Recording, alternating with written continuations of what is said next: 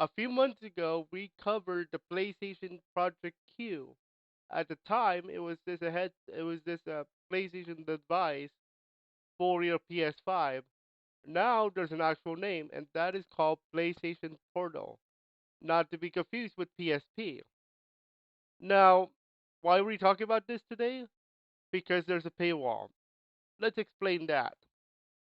So the PlayStation blog has this article out for us to read, which I'll be linking in the description below. Has this article about our new device, our new play toy here, and that is the PlayStation Portal, which actually looks like a Nintendo Switch. Uh, let's just say non-detachable Nintendo Switch, because you're not allowed to detach the controller. Unlike the Nintendo Switch, you can detach the Joy-Con. So, why is this in the news recently? Because it's how you have to buy additional accessories just to enjoy this puppy. Let's talk about that part. So, here we have this article here. So, back a few months ago, we covered this as Project Q. So, now here's more details. So, here we have to understand a big point. They're going to be using something called the new PlayStation Link wireless technology. That's very important because we're going to talk about why the regular headset does not work, the one from PS5. So, this device is going to be a remote player for PS5 games. So, let's just say you are out and about. Let's just say you're going to a restaurant and you get bored for some reason, and there's Wi Fi. You can whip up your PlayStation Portal and play some PS5 games on the road. You are required to have Wi-Fi. Okay, okay, that's cool and all, but I want my headphones. I want the headphones. I want my Post 3D headphones. I have bad news for you. That's because the the regular headphones for PS5, the Post 3D is Bluetooth, and like I said earlier, the PlayStation Portal does not support Bluetooth. It supports PlayStation Link. Okay?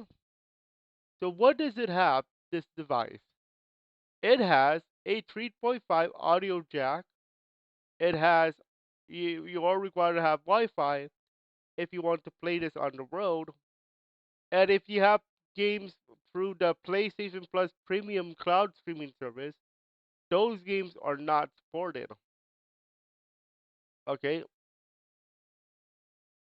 But you are allowed, but for some reason VR2 isn't here on the board as well. So that sucks. As you can see here, the device looks cool though. No get a cap. But now let's talk about the real meat and potatoes and the price of the headset. So right here on the video, you're gonna see we have the Pulse Elite wireless headset and the Pulse Explore wireless earbuds. Very important to play with because these two puppies right here are required if you're going to buy the portal if you want something with audio. And these are the only two that are going to be supported with your PlayStation Portal. So that means a few things. Number one, the Elite, the Pulse Elite, this headset right here you see on your screen is the one that is required for the portal. And I'm not going to go over like audio class over here. I will, however, go over money. The Pulse Elite headset is going to be $150. On top of that, if you want the wireless earbuds, that's another $200. So you're talking about 200 for the portal device plus another 200 for the Explorer, the headphone, the earbuds. So that's 400. Oh, the Elite headset is 150. So you're talking about 400 plus 150 is 550. Oh, but wait just a moment. There's one more thing we're missing. I wonder what that is. Oh, that's right. You need a PS5 because of the games that are supported for your portal, right? How much is a PS5 nowadays? A PS5 nowadays is $500, assuming that you are getting the normal puppy right here, the big puppy, $500 PlayStation 5 console. Assuming that you're not getting the digital version or any other bundles, for example. So you're looking at if you're talking about the cheapest price, 550 plus 400 is about 950. That's a lot. That is a lot. 950. You're looking at a 950 device if you buy everything. Okay. If you're looking at the normal PlayStation 5 though, that's that's a thousand that's $1,000 plus 100 if you live in California because that's gonna be state tax is 10%. So you're looking at a device that requires at least $950 to purchase if you buy everything. $950 to 1,500, assuming that you're also getting like games for PS5 or bundle. So your final total, your subtotal is between 950 and $1,500 because of games, controllers, all that good stuff. So if you're looking at the portal, you're looking at a big fat difference of a paywall, a lot of paywall, which is not good because you want to enjoy a device at your own leisure, and this is not at your own leisure, ladies and gentlemen. So with that, I say to you, unless you have a PS5 and unless you really need this, let me actually explain that part of the story because a lot of people, a lot of commentators, like for example, Young Yeah, actually said no, don't get this. And you know what? I'm gonna share the same sentiment. Don't get this. Absolutely no. Unless because how many times are you going to travel every year?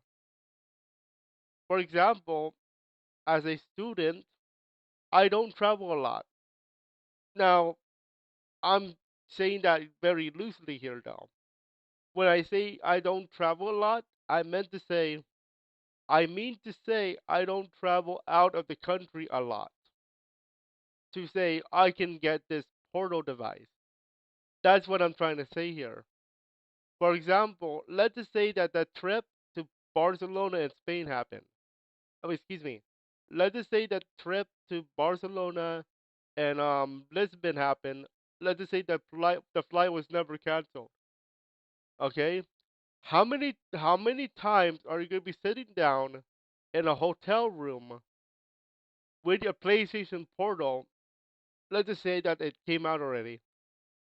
With a PlayStation Portal device in your hand, and you're gonna be able to play while on a tour. Not much, I would say. Yes, it would be nice to have, but at this point, do you really need a portal? There's there's a there's a contrast between having a Nintendo Switch and having a PlayStation Portal. and it's a big one. Because with the Nintendo Switch, you are not required to have Wi Fi when it comes to playing games. Yes, you're going to need Wi Fi to buy games at the store, but to play actual games, you don't. Anything you downloaded from the Nintendo eShop that's already in your system is good to go. Play, have fun. With the PlayStation Portal, however, you are required to have Wi-Fi. And what if a hotel in Barcelona, for example, let's just say the hotel Wi-Fi all of a sudden goes down? Then you don't have your luxury of playing with the PlayStation Portal. But then you have with your Nintendo Switch. So that is what you have to consider when it comes to PlayStation Portal. Okay, other than the price of buying all the accessories that is required to enjoy your PlayStation Portal. So yeah, that's gonna do it for this article. We have more to come this season, including news about Gamescom and what I feel about. I want to talk about something about battle passes. That's gonna be our brand new next commentary. So look out for that one very soon, potentially today. Okay, we'll see you guys soon, and welcome to Yuki Gaming News on this new season of Yuki Production.